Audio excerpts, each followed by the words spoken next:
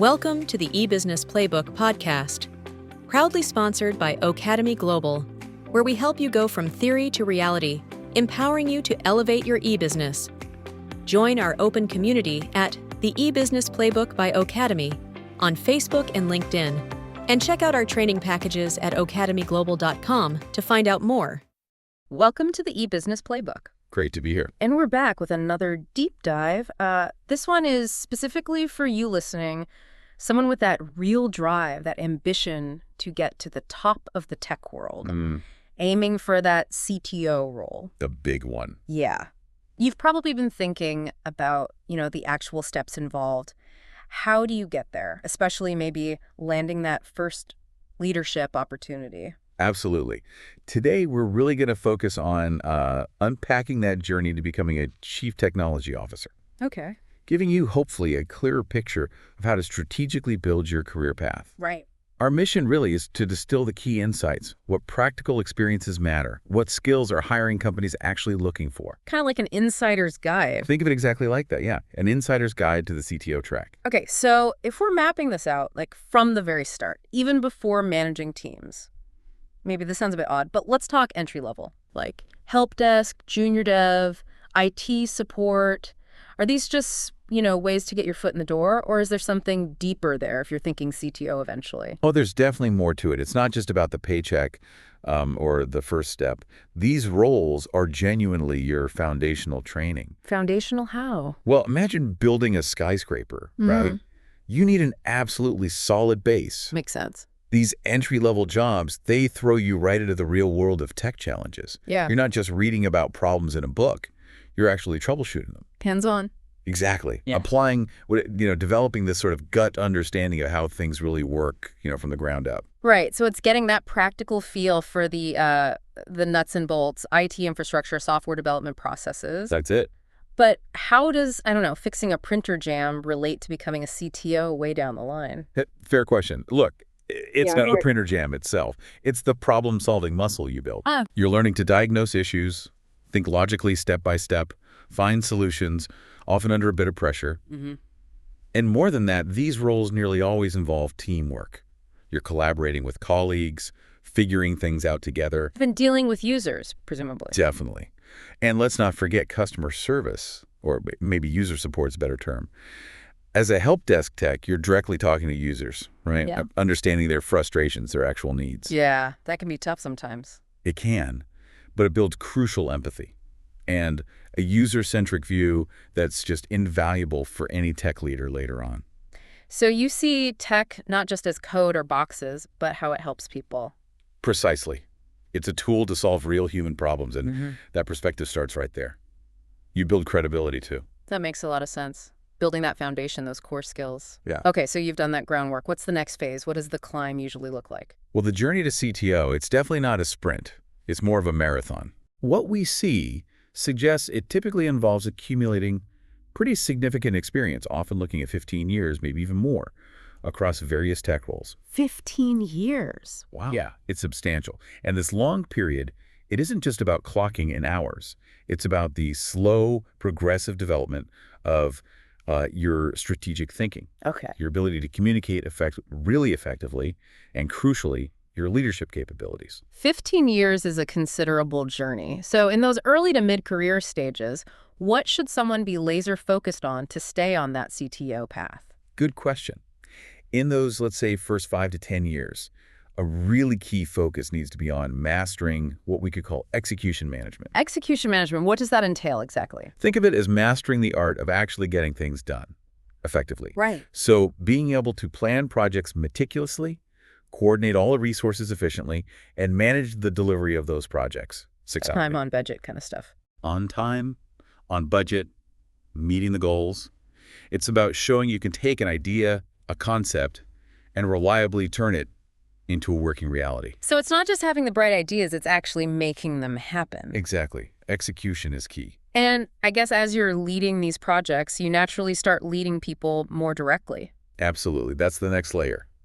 Team leadership becomes increasingly vital. Okay. This is where you learn to foster, a collaborative environment, How do you motivate different individuals? How do you get diverse groups working together smoothly towards one goal? Yeah, managing different personalities and skills. It's about nurturing talent, building high-performing teams. You start to really understand team dynamics, conflict resolution, how to bring out the best in people. And while you're doing all this leading teams, delivering projects, you're also interacting with people outside your immediate circle, right? Stakeholders, maybe clients. Exactly right. And that's where stakeholder management skills become just paramount. Okay, tell me more about that. You need to build strong working relationships with all the individuals and groups who have a stake in your projects, in your work. So other departments, senior managers. Could be other departments, could be external clients, could definitely be senior leadership.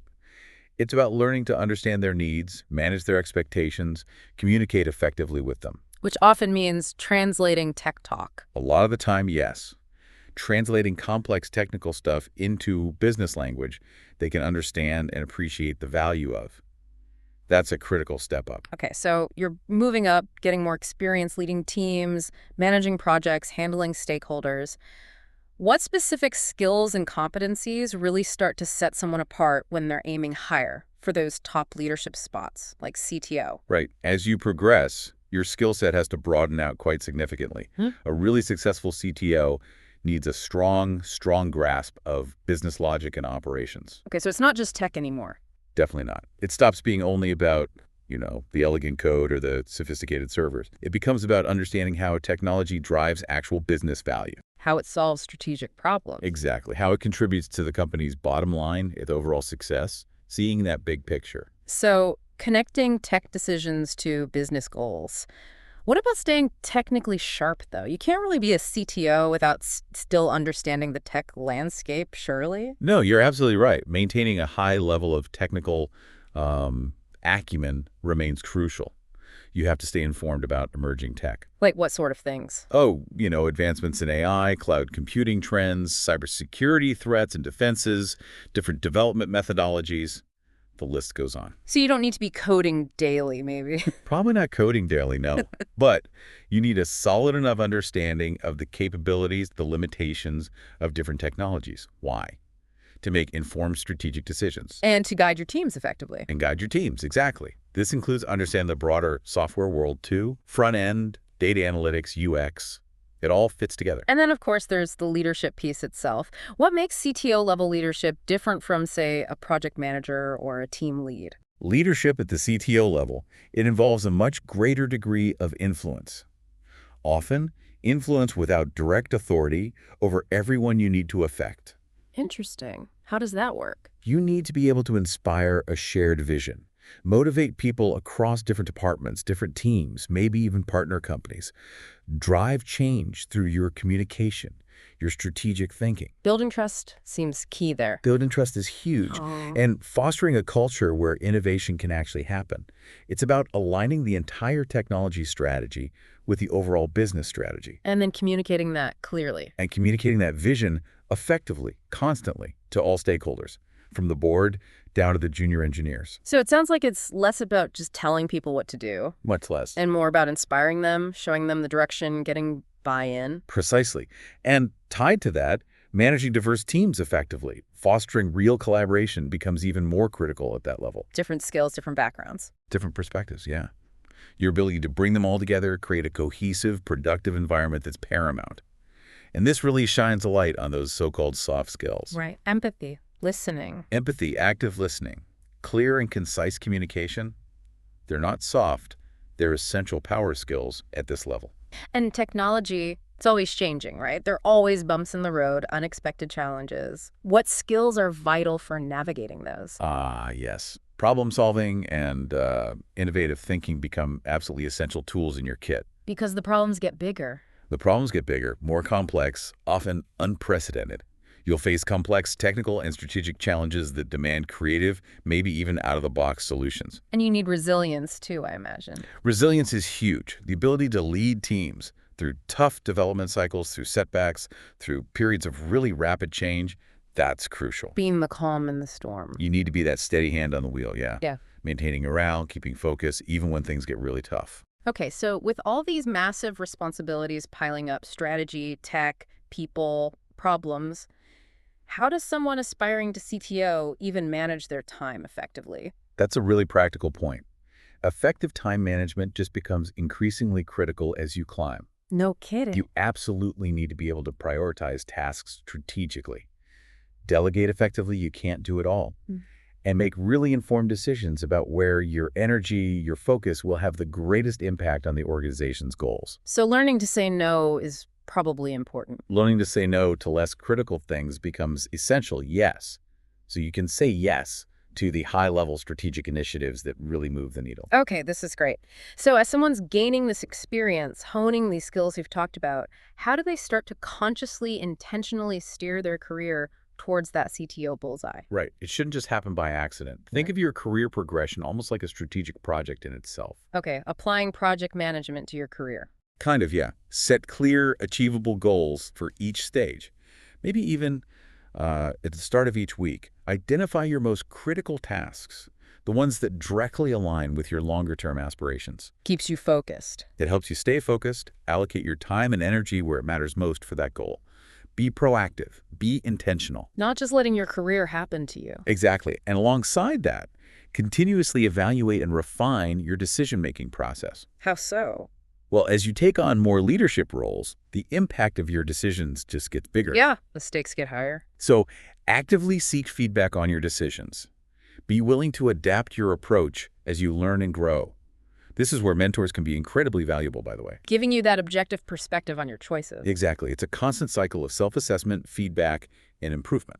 And as you aim for those more senior strategic roles, how do you strike the right balance between staying technically grounded and developing those broader leadership capabilities? That's a key balancing act. You need to consciously work on it. Recognize when it's the right time to dive deep into a technical problem yourself. Okay. And when it's actually more important to step back, delegate that technical execution, and focus your own attention on the broader strategic implications. Empowering the team. Empowering your team is crucial. Let them handle the technical details they're expert in, while you keep your eye firmly on aligning all the tech efforts with the overall business objectives. Bigger picture thinking. Now, we often hear that phrase, it's not what you know, it's who you know. How true is that in tech, especially aiming for a role like CTO? How vital is networking? Oh, building a strong professional network is absolutely vital. I can't overstate that. Really? Why so crucial? Well, you need to actively engage with your peers in the industry. Consider joining relevant tech associations, maybe specific leadership groups. Attend conferences, workshops when you can. What do you get out of that? These interactions, they give you invaluable insights into trends and how other companies operate. They expose you to new ideas. And, crucially, they can lead to mentorship opportunities. Finding people who've been there. Exactly. And eventually, they can even open doors to potential executive roles down the line. Someone knows you, knows your reputation. So it's not just about collecting contacts on LinkedIn. No, definitely not. It's about building genuine connections, fostering real relationships over time. Start cultivating that network now, early in your career, not when you suddenly need it. Good advice. How can that network help practically? A strong network can provide just invaluable advice when you're facing a tough decision. It can help you understand the landscape for different roles, different companies. It can even help with hiring decisions later or connect you with specific expertise when you need it as a leader. Makes sense. Are there any specific types of roles or maybe specializations that are particularly good stepping stones on that path to CTO? Yeah, that's worth thinking about. Consider actively seeking opportunities to transition into more explicitly strategic roles. Such as? Things like maybe a software architect role, or perhaps director of technology, head of engineering. Roles like these inherently demand a broader perspective. More big picture focused. Right. They force you to think more deeply about how technology aligns with business strategy. They're excellent training grounds for the kind of thinking a CTO does every day. And what about industry focus? Does specializing help? It definitely can. Developing deep expertise in a particular industry, vertical, say, healthcare tech or finance or e-commerce, can make you a much more attractive candidate for CTO roles within that specific sector. Because you understand their unique challenges. Exactly. You understand the specific technological needs, the regulatory environment, the competitive landscape of that industry. It adds a lot of value. And we touched on mentors earlier, but let's circle back. Yeah. How important is finding someone who's actually walked this path before? Immensely important. Seeking out mentors, Right. especially people who are current or former CPOs or maybe held similar high-level tech leadership roles, their guidance is just invaluable. Why? Their experience offers insights, perspectives, warnings, stuff you simply can't get from reading articles or taking a course. They can help you navigate really complex career choices, avoid common pitfalls they might have encountered. Someone who can give you the unvarnished truth, maybe. Sometimes, yeah. And that's incredibly useful as you navigate your way up. Okay, so wrapping this up then, the journey to becoming a CTO, it's clearly a multifaceted one, isn't it? It really is. It's about building that strong technical foundation right at the start. Those entry-level roles we talked about. Exactly. Then continuously developing both your leadership skills and your business acumen. Seeing the bigger picture. Seeing the bigger picture, yeah.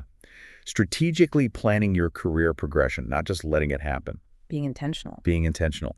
And actively cultivating that strong professional network throughout the journey. So those early roles, they're far more than just jobs. They are essential building blocks, foundational pieces. You need to be deliberate about the skills you're developing right now, whatever stage you're at. And always keep those long-term goals in sight. Keep the long-term goals in mind, yes. Start building those connections early. Think strategically about the kind of impact you want to make as a leader. Well, this deep dive has hopefully given everyone listening a much clearer picture, a sort of roadmap for that path ahead. Hope so. Now, the question for you listening is what really resonates? What stands out to you as the most important next step in your own personal journey? Good question to ponder. Yeah, what specific skills or maybe experiences will you prioritize developing from here on out? That's really the key takeaway, isn't it? Something to really consider as you continue to build your own e-business playbook and chart your unique course towards becoming a high-impact technology leader. Thanks for joining us today on the e-business playbook. For the complete PDF with all the insights from this episode, head over to academyglobal.com. There, you'll find the PDF, plus other valuable podcasts and resources to fuel your business growth and career success. Thanks for listening, and see you next time.